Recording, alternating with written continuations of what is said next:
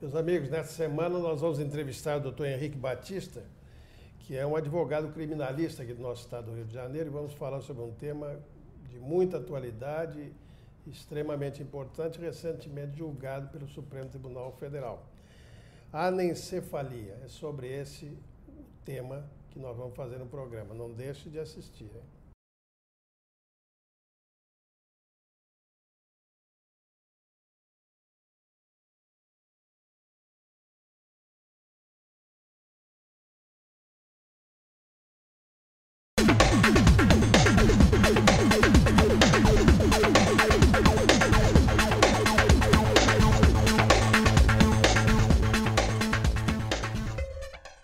Senhores telespectadores, o programa Justiça Sem Fronteiras está entrevistando, no momento, o Dr. Henrique Batista. Dr. Henrique Batista é um advogado criminal, membro do Instituto Brasileiro de Ciências Criminais, o IBCCRIM, pós-graduado pela Faculdade de Direito da Universidade de Coimbra.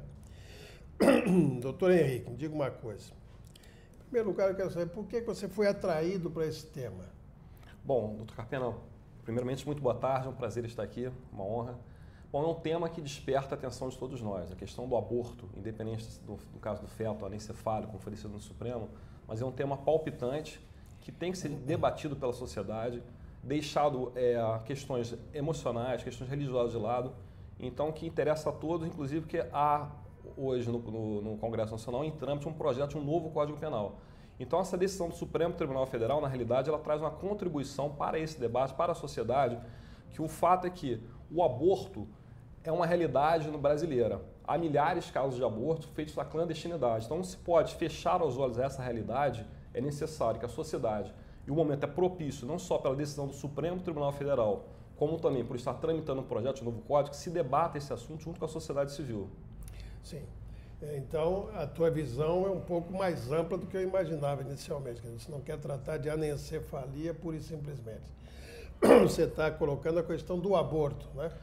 Eu acredito, quer dizer, que como essa decisão do Supremo Tribunal Federal, nessa ação, na realidade é uma arguição de descumprimento do preceito fundamental, que foi movida pela Confederação Nacional dos Trabalhadores na Saúde, ela enfoca especificamente esse caso, o caso do aborto no feto anencefálico, para que fosse dada uma interpretação conforme a Constituição aos artigos do Código Penal que criminalizam o aborto, para que nesses casos de feto anencefálico, em que fosse diagnosticada essa doença, fosse permitido o aborto, não fosse criminalizada a conduta, o que afeta da forma como vinha sendo feito. Primeiro, havia decisões judiciais em vários sentidos no Brasil. Alguns juízes concediam, outros não autorização para o aborto, que afeta não só o direito da gestante de decidir se ela realiza ou não o aborto, como também o direito dos profissionais da área de saúde que realizam aquele procedimento.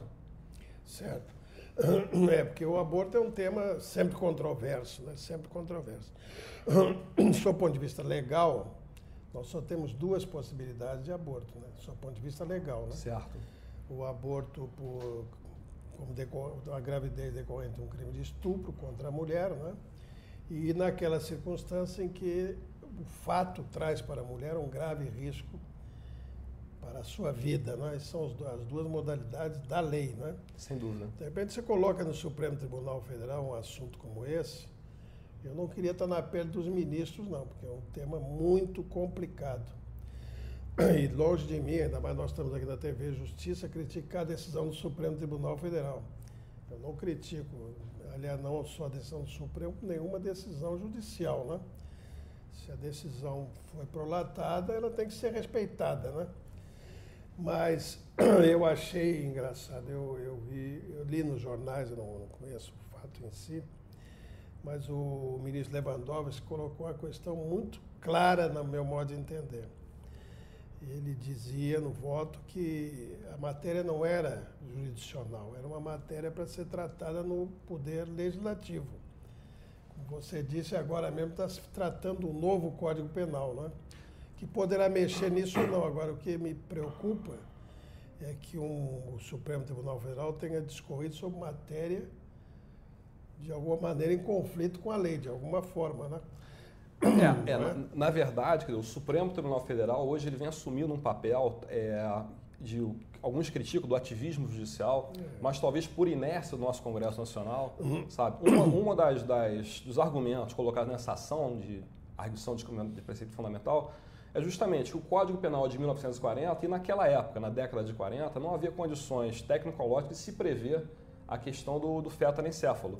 E que se houvesse aquela possibilidade, isso teria sido previsto. Mas, sem dúvida, esse tema, o palco ideal dele seria o Congresso Nacional. Mas o Congresso, eu acredito que, não só nesse caso, o Supremo, de certa forma, numa posição ativa, como no caso do direito de greve dos trabalhadores, tomou uma posição ativa diante da inércia do Congresso Nacional. Isso é uma coisa preocupante, eu acho. Está vendo que é uma coisa preocupante, porque esse ativismo, você fala, esse ativismo judiciário, né? Porque, na verdade, é uma intromissão numa área de atividade de outro poder, né? Sem dúvida, assim, embora assim, se discorde, mas na prática criou-se, o Supremo legislou. É que como o senhor colocou, quer dizer, havia duas hipóteses que o aborto era permitido, com essa decisão do Supremo hoje, que a decisão erga omnes, efeito vinculante, criou-se uma terceira hipótese. Exatamente, o Supremo criou uma terceira hipótese em que é permitido o aborto. Mas eu vejo da seguinte forma, o Supremo, ele se chamado a decidir, o senhor conhece melhor do que eu isso, ele não pode se furtar também, o juiz tem que decidir de alguma forma, né? E, de certa forma, talvez isso seja algo positivo para que o Congresso Nacional assuma o papel dele. Eu acho que o Congresso talvez se furte, são temas políticos desagradáveis, né? Aborto, a questão do direito de greve. Exatamente. Isso realmente é complicado. Eu não acho que seja simples, não. Eu acho que é muito complicado. E a primeira pergunta que eu teria diante do quadro em si é o seguinte. O feto, nessas circunstâncias, ele nasce com vida? Essa é uma questão fundamental.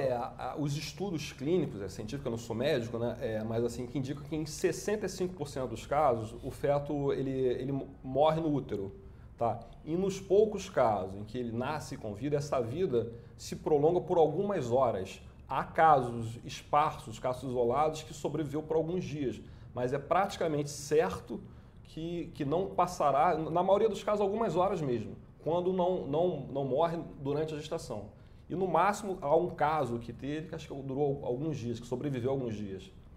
Isso é uma questão delicada, né? Porque se você pensar o que é vida, a vida a gente vê em tantas manifestações. Uma questão pessoal, eu frequento um asilo, né? E eu vejo aquela forma de manifestação de vida com pessoas com quase 100 anos de idade. Aquilo é vida? Não sei se é vida, né? E se não for, é possível matar aquelas pessoas? É possível eliminar? É uma questão moral, não é terrível. Você começa a criar uma abrangência maior para esse sentido de preservação da vida, né? Mas, se me permite, é bom que se diga que, na verdade, essa decisão do Supremo ela não deve ser mal interpretada, no sentido de que não é que em casos em que é diagnosticada a anencefalia tem que ser feito o aborto. O Supremo, na realidade, ele deu autonomia à gestante para ela decidir. Se a mulher que carrega, ela melhor do que ninguém, que carrega aquele feto ali que ela sabe que vai nascer morto, é uma decisão dela. Se ela decidir carregar aquela gestação até o final, ela tem esse direito. Por outro lado, caso ela decida que não, aquele sofrimento, aquilo é equiparado, foi equiparado na ação a uma tortura psicológica, que ela está, normalmente, a gestação, eu sou pai, o senhor deve ser pai também, é um momento de felicidade, a pessoa se prepara para a vida é uma celebração. Então, você carregar um feto sabendo que ele morrerá poucas horas depois do nascimento, isso é um sofrimento para a mulher. Então, eu acredito que em certos assuntos deve prevalecer a autonomia da vontade da pessoa, que o Estado não deve... Muito bem. Nós vamos continuar conversando com o doutor Henrique Batista no próximo bloco sobre esse problema tão atual e tão instigante da anencefalia. Daqui a pouquinho.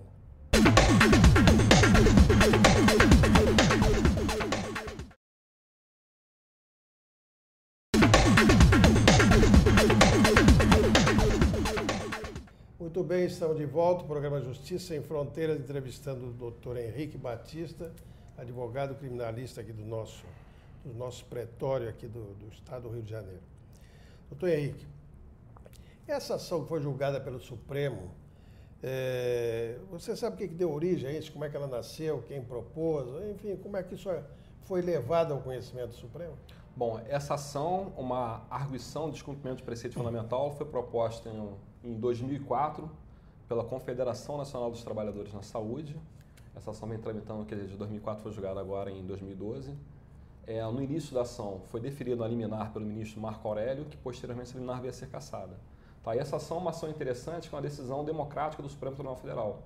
No curso da ação, várias frentes parlamentares, a igreja, várias partes interessadas ingressaram na ação como amigos curiae e foram realizadas inúmeras diligências públicas, então pode-se dizer que foi realmente uma construção democrática da decisão do Supremo Tribunal Federal. Sim. Essa foi a origem, portanto, da ação. Foi a ação visando preservar, alega-se na ação, né? Ela busca preservar o direito da gestante e também dos profissionais da saúde que atuam nessa área. Tá? Alega-se ofensa à dignidade da pessoa humana, autonomia da vontade, e sustenta-se na ação também, isso é bem colocado na ação, principalmente na petição inicial, que nesses casos, que na verdade defende-se até a não subsunção dessa antecipação do parto terapêutico ao tipo penal do aborto, que no caso, por não haver viabilidade de vida extrauterina, não se configuraria aborto. Sim, porque se não há vida, você não pode configurar crime de aborto, né? Se a interrupção da gravidez com a morte do feto, se o feto já estava morto, né? Inclusive, quer dizer, há um paralelo na petição inicial, na citação, da lei dos transplantes. Pela lei dos transplantes, a lei 9.000 e alguma coisa, não vou me recordar agora de cabeça, o transplante ele é autorizado a partir do momento que há a morte cerebral.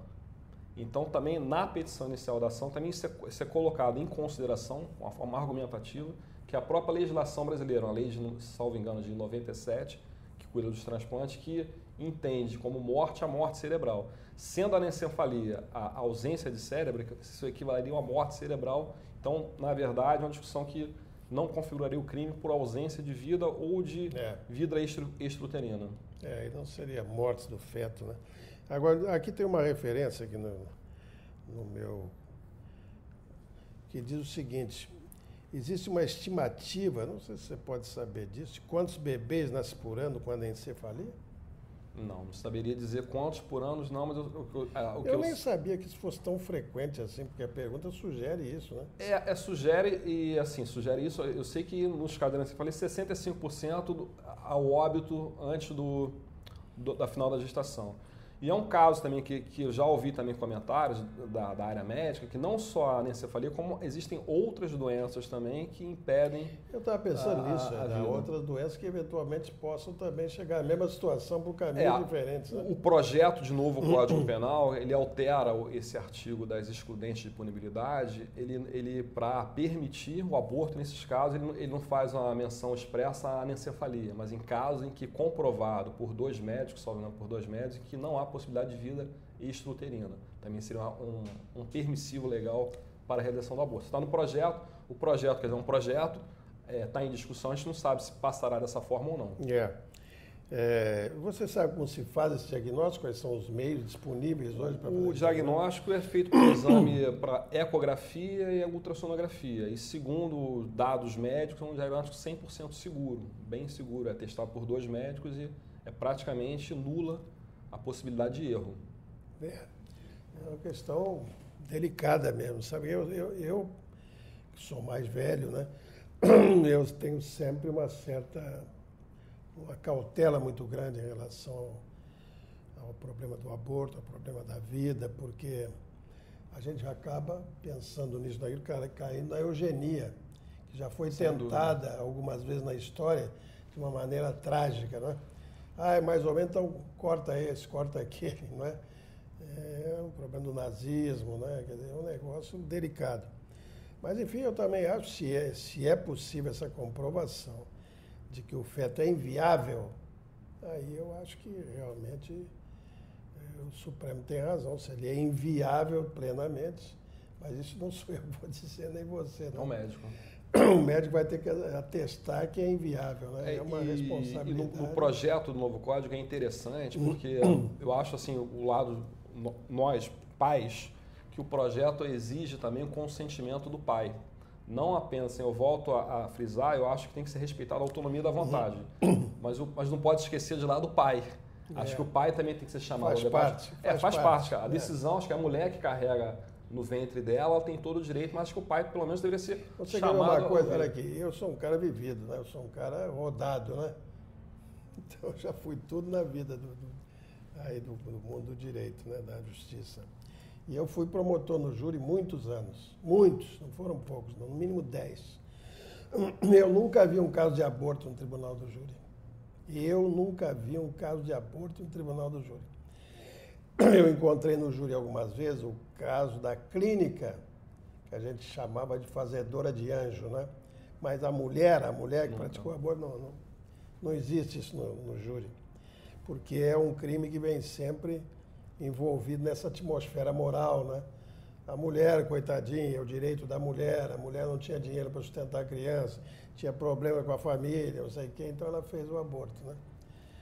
Você vê como é a vida, embora seja crime, e ninguém tem dúvida disso, que é crime de acordo com a lei, mas não chega às barras do tribunal. Pois é, mas isso que eu acho que é oportuno, essa decisão do Supremo, que traga à baila essa questão, essa discussão, porque são realizados milhares de abortos por ano, na clandestinidade, então é questão de ser debatido, não só o aborto no caso do feto anencefálico, mas em outras hipóteses também. Claro. A sociedade precisa debater isso. Por isso que eu perguntei no início se você está vendo essa questão com o aborto como um todo, e não apenas o anencefálico, né, que se chama, né? Que foi o que o Supremo julgou eventualmente, né? A questão do aborto é muito maior do que isso. Muito maior. Né? E a decisão do Supremo é um caso específico. É um caso específico, exatamente. Muito bem. Mas você então tem eu estou te ouvindo, mas você tem uma posição definitiva sobre isso? Não. Nessas hipóteses? Não, eu entendo que a decisão do Supremo é uma decisão vinculante, erga omnes, no caso do feto anencefalo. Sim, mas aí nós vamos cair sempre nessa. Quem vai atestar que aquela hipótese é assim? Não, a decisão diz que seja atestado por 2 médicos. Não basta a alegação de que o feto você tem que ser atestado, comprovado por médico. Aí diz o Ministério Público, vamos fazer uma prova, vamos fazer uma perícia para contestar. Inclusive, que teve a decisão foi por 8-2, nós teve, na maioria, teve 2 votos, o Celso de Mello de Lewandowski e o Não, o Lewandowski e o Peluso foram contra, mas teve 2 votos que votaram pela deferimento da ação, que queriam especificar nos votos, detalhar como deveria ser feito esse exame, ficaram vencidos. Sim. O Celso de Mello e, salvo engano, o Gilmar Mendes. Sim. Tá, mas a decisão é que tem que ser atestado por 2 médicos. Você tem uma ideia assim, de como outros países enfrentam essa questão? Bom, eu sei sei que cada área é uma área, né? Cada cultura é uma cultura e tal. Mas de certa forma, nos países ditos ocidentais, não especificamente com relação à antecipação terapêutica, ao aborto, como se queira, do feto anencefalo. Mas, por exemplo, nos Estados Unidos o aborto é permitido, acho que em quase todos os estados, até o 3º mês da gestação. A partir do 3º mês de gestação, algumas restrições, dependendo de cada estado. Os Estados Unidos é meio complicado. O Canadá, ele é permitido. A decisão da Suprema Corte canadense autorizando também já tem alguns anos. Portugal também houve uma lei, salvo engano, também autorizando aborto em determinados casos. Na Alemanha também teve a decisão da Suprema Corte Alemã, inicialmente, acho que na década de 70, contrária e depois, posteriormente, a decisão favorável. Eu acho que está muito associado a essa capacidade que a gente tem hoje de identificar alguma coisa desse gênero, como a anencefalia, muito cedo, né? Eu acho que essa que a gente não tinha há pouco tempo atrás, né? Mas esses países que eu citei no direito comparado independem até da questão da viabilidade do feto. Aborto puro e simplesmente é uma questão até que aí eu acho que eu também não sou tão confiante nessa ideia. Pois é, aí eu já acho que a questão que foi debatida no Supremo é a questão da ponderação do direito à vida, do feto, do nascituro, e com relação ao direito da gestante. Então, nesse ponto, eu tenderia... Você que acompanhou isso muito de perto, você mesmo disse aqui, qual foi o argumento que você acha que dominou o julgamento lá dos que votaram favoravelmente ao aborto? Bom, que hoje... O que você acha que foi? É que o argumento central é a dignidade da pessoa humana, a falta de viabilidade do feto. Se discutiu a questão da vida, quer dizer, os votos vencidos, houve essa ponderação entre o direito à vida e o direito da gestante, mas preponderou a questão da dignidade da pessoa humana, do sofrimento da mulher e a autonomia da vontade dela decidir se quer ou não carregar aquele feto que sabe que não terá uma viabilidade após o parto. Certo. Muito bem, nós vamos continuar conversando com o doutor Henrique Batista no próximo bloco sobre questões ligadas ao aborto e mais especificamente da anencefalia. Daqui a pouquinho.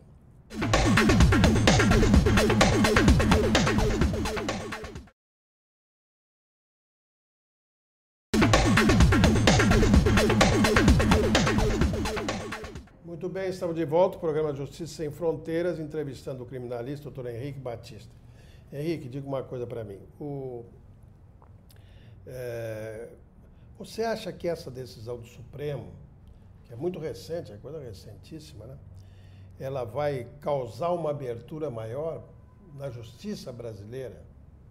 Quer dizer, vai gerar uma forma diferente de encarar esse problema do aborto?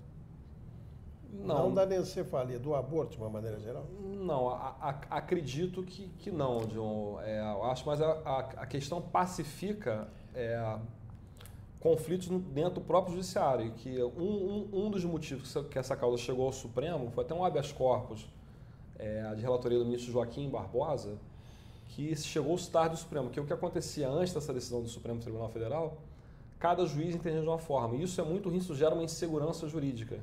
Tá? Então, de certa forma, isso pacifica, mas não acredito que essa decisão que ela possa ser utilizada em outros casos que não seja do feto anencéfalo.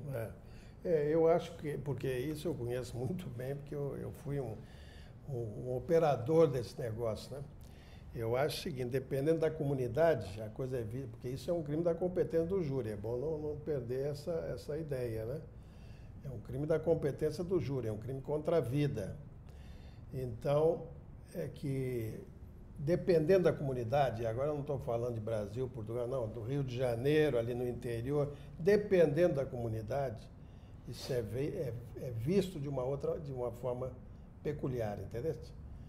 No Rio de Janeiro, a visão é uma, se for ali em Niterói é outra. Sem dúvida, for para o interior é outra. A Barca é outra, e assim sucessivamente.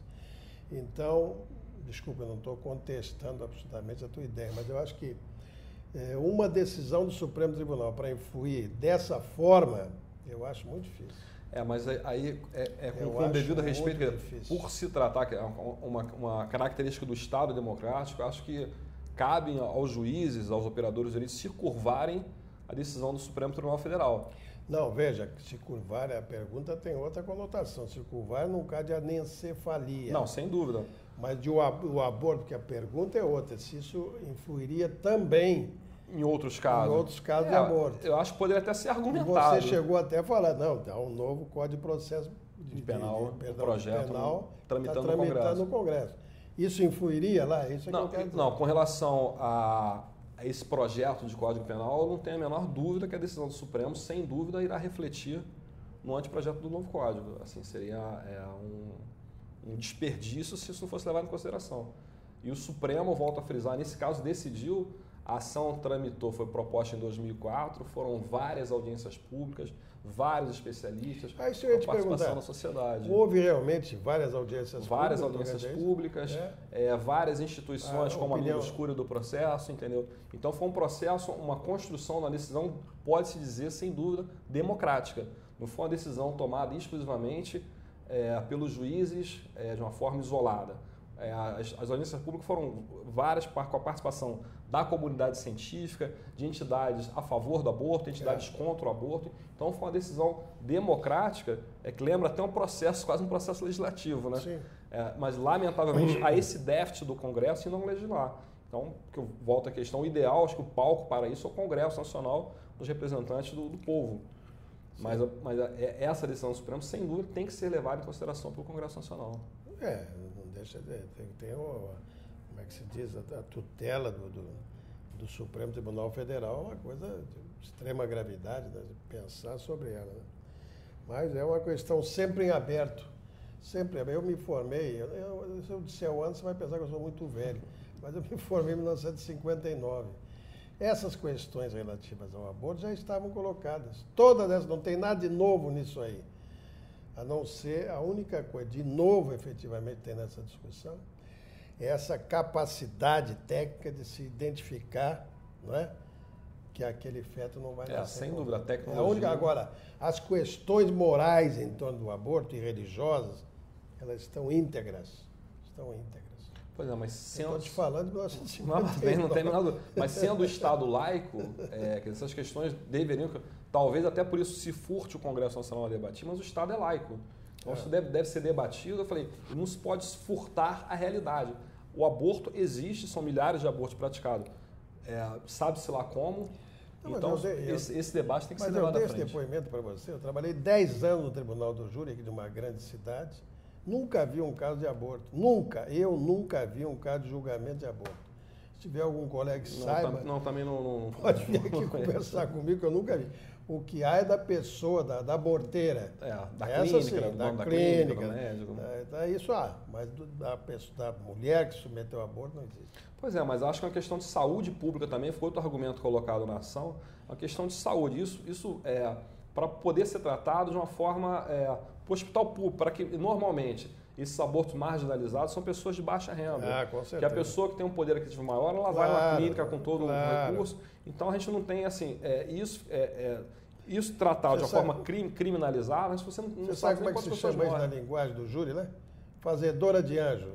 Quando vai numa fazedora de anjo, aí a coisa complica, né? Então, assim, não adianta pretender que não existe. E existe, então, assim, tem que é um assunto, por vezes, desconfortável, desagradável, mas que tem que ser enfrentado. Bem, eu quero agradecer com muito empenho a presença entre nós, doutor Henrique Batista, dizer da nossa alegria em tê-lo conosco e colocar sempre as nossas câmaras à sua disposição.